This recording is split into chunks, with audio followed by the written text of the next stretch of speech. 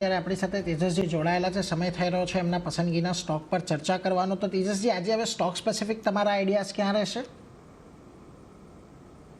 તો આજનો મેરો જે પહેલો સ્ટોક છે એ છે ટાટા મોટર્સ પેસેન્જર વ્હીકલ। આ સ્ટોકમાં એક ડબલ બોટમ બની છે અરાઉન્ડ 335-340ની વચ્ચે, અને લાસ્ટ વીક આ સ્ટોકમાં એક બ્રેકઆઉટ આવ્યું છે 375ની ઉપર। હાઈ ટોપ હાયર બોટમના ફોર્મેશન છે, plus short term moving average cross over બી આવ્યું છે 10-20નું। તો આ સ્ટોકમાં કરંટ ભાવે કાં તો ઘટાડે ખરીદી કરી શકાય।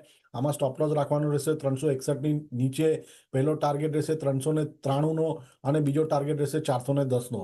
અને બીજો જે સ્ટોક મને પસંદ આવે છે એ છે ઝી એન્ટરટેનમેન્ટ લિમિટેડ। આ સ્ટોકમાં બી તમે જોશો તો એક બેઝ બની ગયો છે અરાઉન્ડ ધી લેવલ ઓફ 80-85, અને એના પછી કન્ટિન્યુઅસલી સ્ટોકે સ્ટ્રેન્થ બતાવી છે। આટલા દિવસથી આ સ્ટોક 50 દિવસની મૂવિંગ એવરેજને સરપાસ નહોતો કરી શક્યો, પણ છેલ્લા 5-6 દિવસથી સ્ટોકે 50 દિવસની મૂવિંગ એવરેજ બી સરપાસ કરી નાખી છે with volumes. So overall structure relatively stronger થઈ રહ્યું છે, તો આ સ્ટોકમાં બી કરંટ ભાવે કાં તો ઘટાડે ખરીદી કરી શકાય।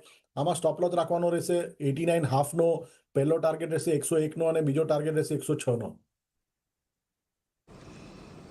એટલે જો ખાસ કરીને બે જગ્યાએ ખરીદારીની સલાહ। ટાટા મોટર્સ પેસેન્જર વ્હીકલ વાયદા બજારમાંથી ખરીદી કરીને ચાલો।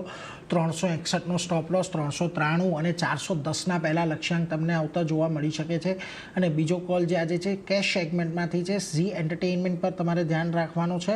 89.50નો સ્ટોપ લોસ છે અને 101-106ના લક્ષ્યાંક તમને આવતા જોવા મળી શકે છે, એટલે એના પર એક ફોકસ તમારે ખાસ કરીને રાખવાનું છે। પરંતુ આગળ વધ્યા